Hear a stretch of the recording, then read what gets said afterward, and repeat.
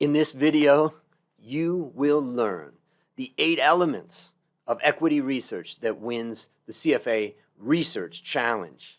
This is Andrew Stotz from Stotz Investment Research. Let's get started.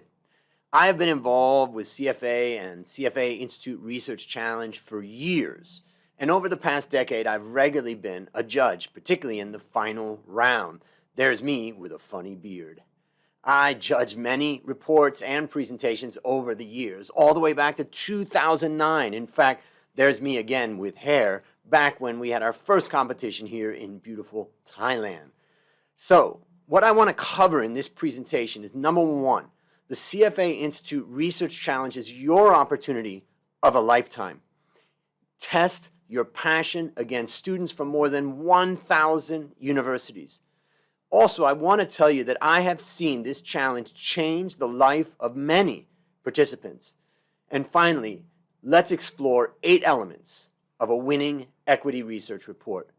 So, we have 8 elements, and for your convenience, I have put a link down below where you can download all 8 of these elements so that you can remember them and apply them. And of course, it's not just for a CFA Research Challenge report, it's for all equity research reports. So let's talk about this opportunity. What is CFA Institute Research Challenge? Well, it's an annual global competition that provides students, university students, with hands-on mentoring and intensive training in financial analysis and professional ethics. Each student will be tested on their analytical, valuation, report writing, and presentation skills. And of course, most importantly, you will gain real-world experience as you assume the role of a research analyst, my job for 30 years. How does the Research Challenge work? Well, we have local level competitions, and if you can win that, you move to a regional competition, and if you can win that, you become the global champion. Now, who's eligible for this? Well, you've got to be a full-time student. You can't be a charter holder. And you have never worked in the field of finance and research and never participated. You can't participate twice. Now, one thing I would highlight, for a lot of young people that are passionate about finance, they want to take the CFA exam, but they can't take it until they hit a certain milestone. But with this, you can get involved right now. So what can you expect? I think the most important thing that you can expect is the formula to the right. 150 hours plus 30 plus 60. That's what they tell us from all the students. They say it. The CFA Institute says that. All of this information comes from the CFA Institute website, which I put down below. But it's about 200 hours or more that you would dedicate yourself to writing a winning report. Also, there's volunteers from 166 CFA societies worldwide. Again, this comes from CFA website. The great thing about this is that you get a faculty advisor, a report grader, a host, an industry mentor, a presentation judge. All these people are volunteering to help you make this winning presentation. So what I say is it's a great way to build relationships and your network in the field of finance. I think a lot of young people come into the challenge and they feel intimidated by the financial professionals that are involved, but they have to realize those financial professionals are there to help you. So take advantage of it. You'll get to know amazing CFA society leaders who volunteer their time. There's more than 3,500 member volunteers in the Research Challenge, according to CFA Institute. There's 140 or so CFA societies, 5,000 plus students that are involved in this competition, and there's your challenge. You got to beat 5,000 students, and there's 1,000 universities that participate. Now, to be able to present your work and make a great presentation, you first have to get your written report past the graders. So you're not going to get to this presentation spot unless your written report is awesome. And you can see these students have already gotten an awesome written report. And here you can see some of the judges who are grading and challenging. In fact, the judges are highly experienced industry professionals, but ladies and gentlemen, you will not meet these judges unless you can pass the written report. So the written report is the most important thing to get started on in the Research Challenge. So, are you ready? I want to challenge you to take the challenge and find your passion in finance, just like I found mine. So let's talk about testing your passion against students from more than 1,000 universities. What does it mean, passion? For me, it's about waking up every day and loving the job that I do.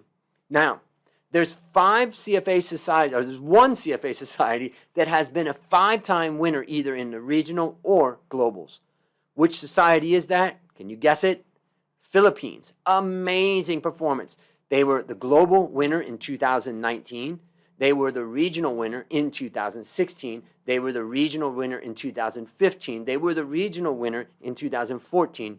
They were the global winner in 2014, and they were the global winner in 2010. 4-time regional or global winners. Who did that? Well, CFA Society Denmark and CFA Society Norway. In 2021, they won the global. In 2018, they won regional. In 2017, they won regional. And in 2020, they also won regional. 3-time competitors. Well, Switzerland, CFA Society Switzerland. They won the regional challenge in 2020, regional in 2019, and global in 2018. And then there's Italy.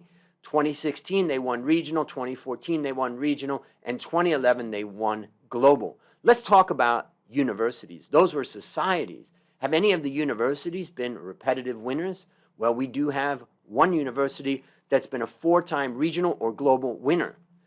2001 global winner was BI Norwegian Business School. 2020 regional winner. 2018 regional winner. And 2017 regional winner.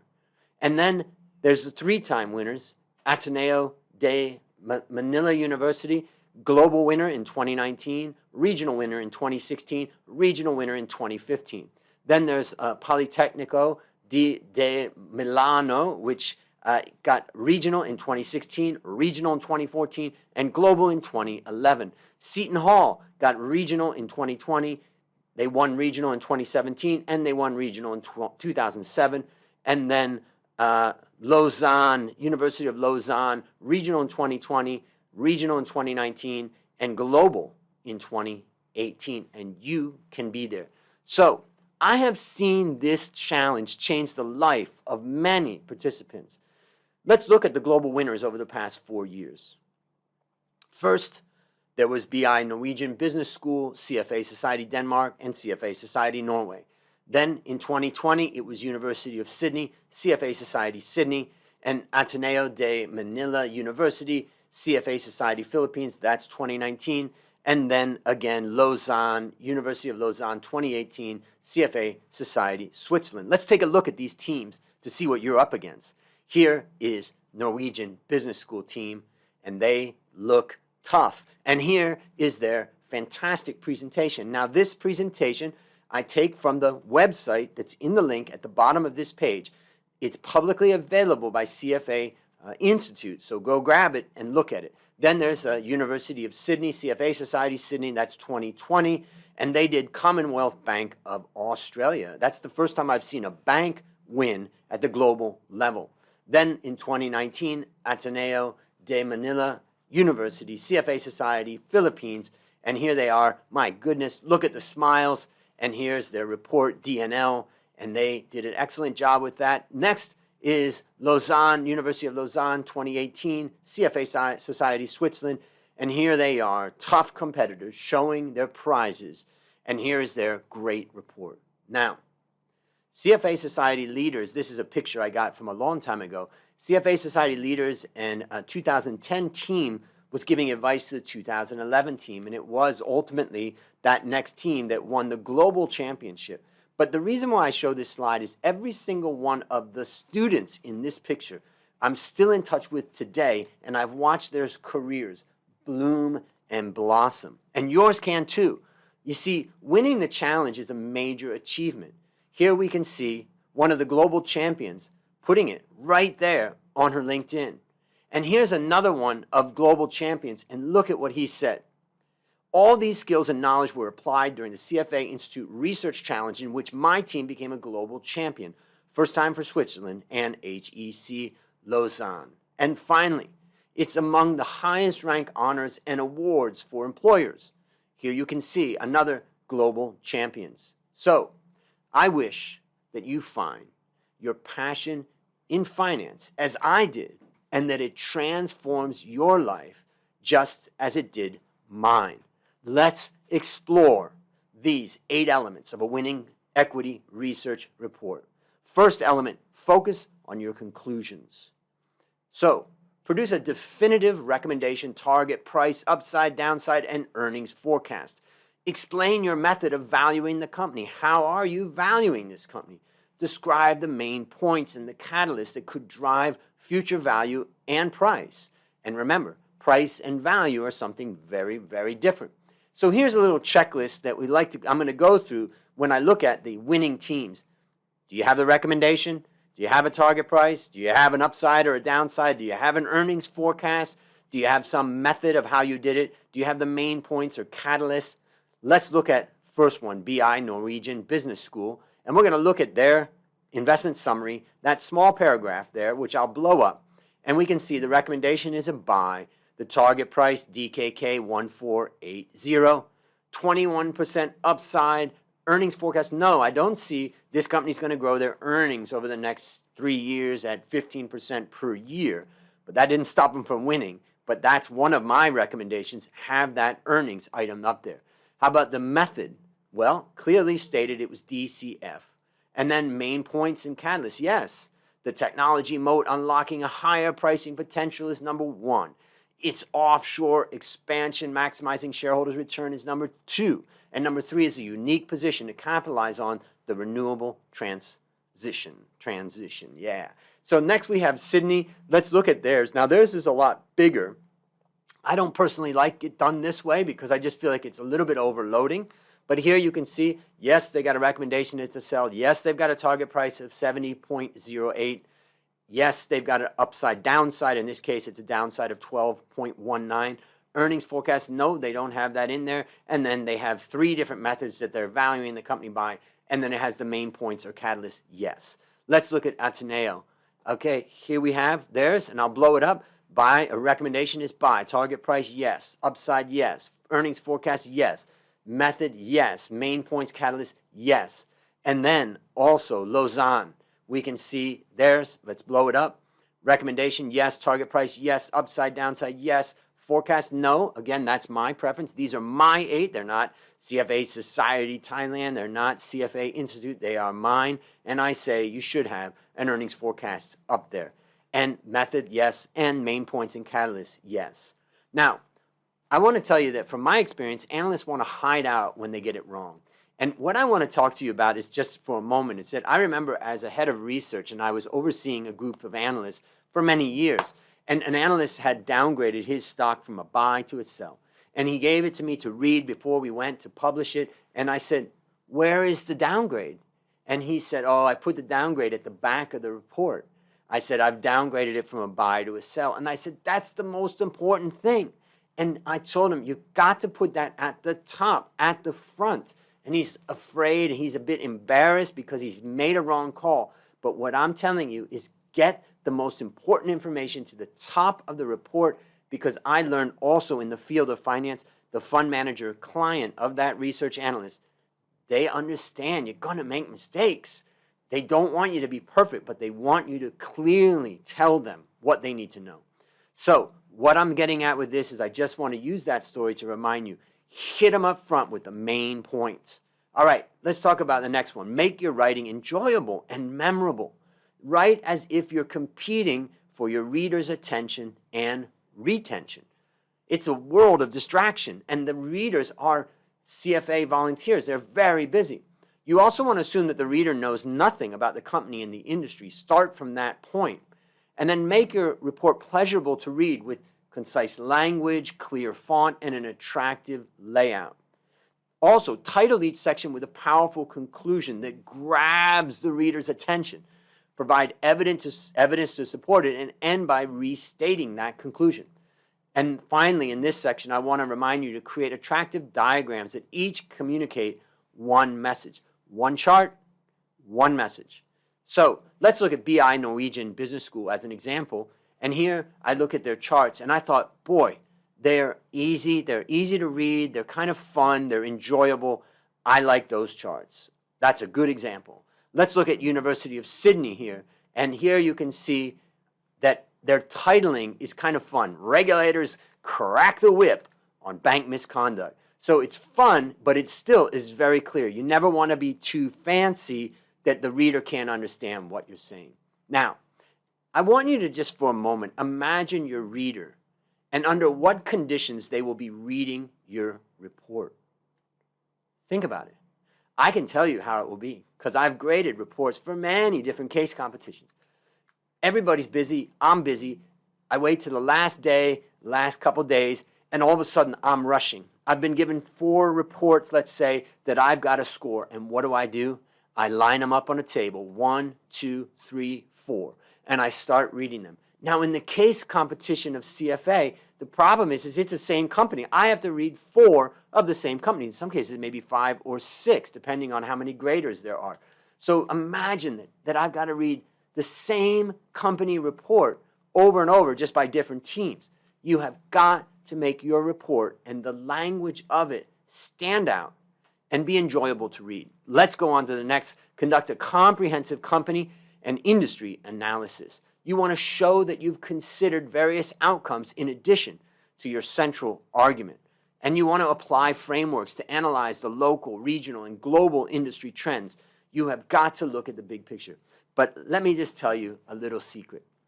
Every single year when I go to the research challenge, the other financial professionals that are with me, volunteering and attending, they say the same thing. They whisper to me that we could never spend that much time working on one report. That's the amazing thing. The time you spend on this report will be more than you may ever spend again. But it's a chance to demonstrate your knowledge. It's a chance to demonstrate to future employers what you know. So remember, for the 8 elements, just go down to the link below, click the link, and you can download this cheat sheet. So you've got all this. Now, the next one is identify key drivers of the company.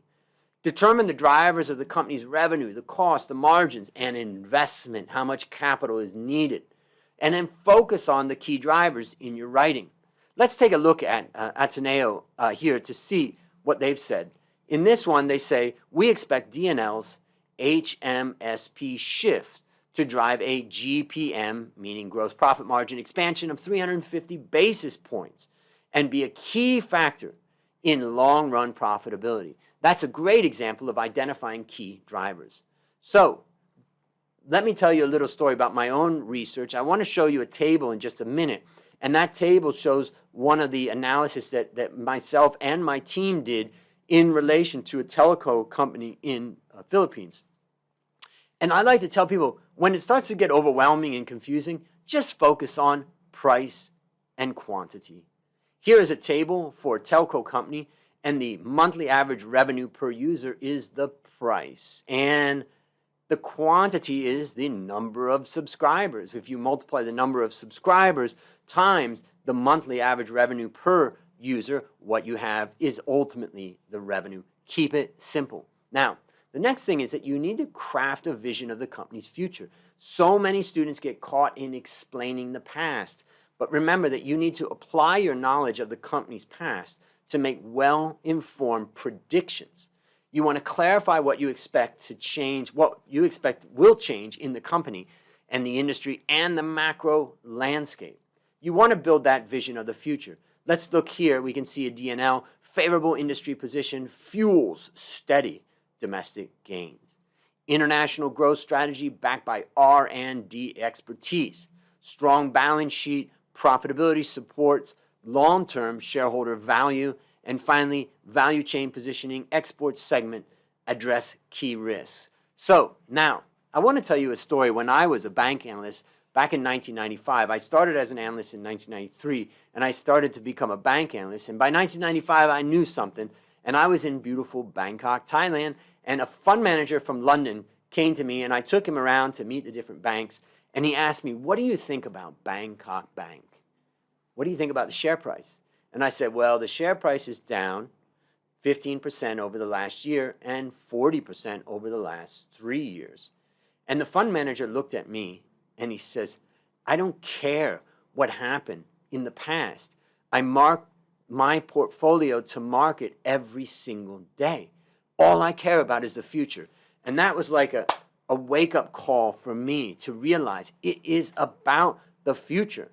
And that's what you need to focus on. All right, now present evidence to support your arguments. How many times have I seen people try to present evidence, present arguments without evidence? You'll never get by CFA charter holders who are judging and scoring if you do that. So support your conclusions with evidence so the reader finds them credible. Ooh, yeah, that's believable. You represent the interest of the reader, remember, not the company.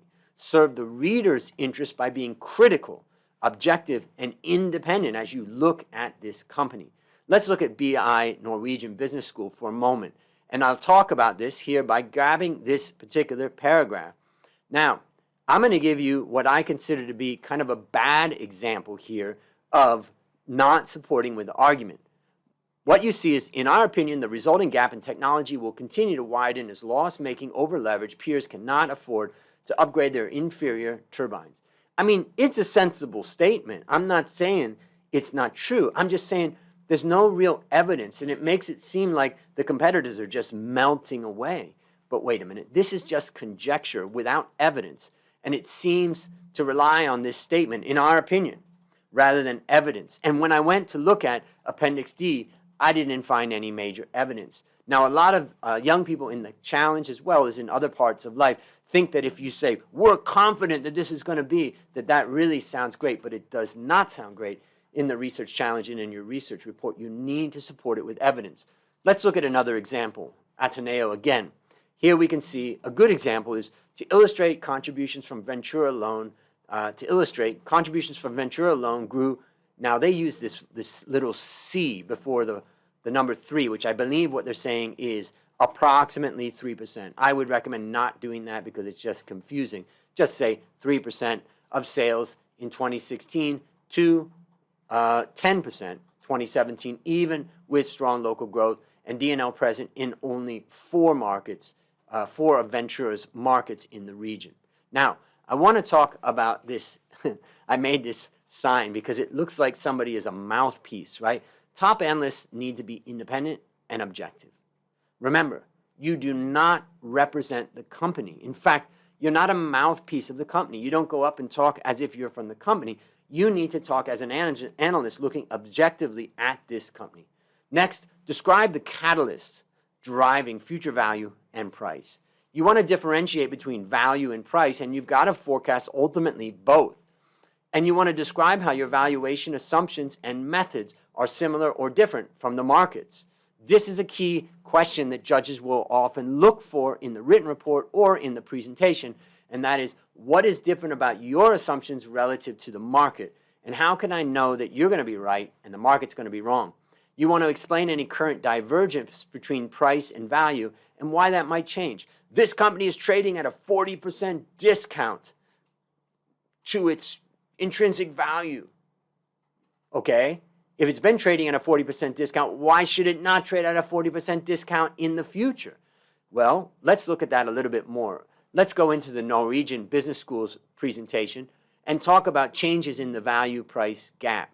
Here it says, we expect a potential repricing of Vestas, as we believe Vestas should trade closer to multiples of broader green technology companies due to its superior technology, leadership, and innovation. Consequently, we apply a small premium to EV to EBITDA and multiple compared to Vestas wind peer.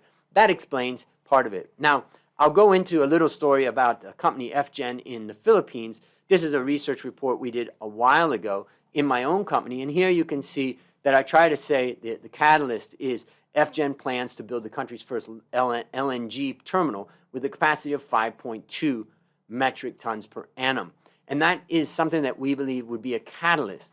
And here we can see more. Resolving the anticipated gas shortage is a catalyst for re-rating. And also, the stock currently trades more than 1 standard deviation below its historic average. And you can see that in the chart on the right. That's how we talk a little bit about catalysts. All right, last one. Consider alternative outcomes. Consider various scenarios, their likelihoods, and their impacts on the conclusions, and also clearly explain what could go wrong with your conclusion. You don't have to be all right. You do have the ability to tell them about different scenarios. So let's again look here and understand probability and risk. Here we can see we arrive at a 65% probability of reaching prices with a minimum of 10% upside. Additionally, we perform a bull and bear case analysis to reflect the materialization of our 3 investment theses. And here we can see another one that shows the probability, moderate, impact, moderate. That's a great discussion. What I just want you to remember is it's a balance. Readers respect those people who can think objectively. Don't just say, we're confident in our path or our opinion. That's not enough. You need to be able to show someone that you can look at it from every angle. So let's review the 8 elements. Remember, you can download it just below. Focus on your conclusions. Number 2 is make your writing enjoyable and memorable. Number 3 is conduct a comprehensive company and industry analysis. Number 4, identify key drivers of the company. Then craft a vision of the company's future. Present evidence to support your arguments and describe the catalyst driving future value and price. And finally, consider alternative outcomes. That is the 8 elements, and I hope that you download these elements and you find success and the same passion for finance that I found, and you win every competition you enter. Good luck.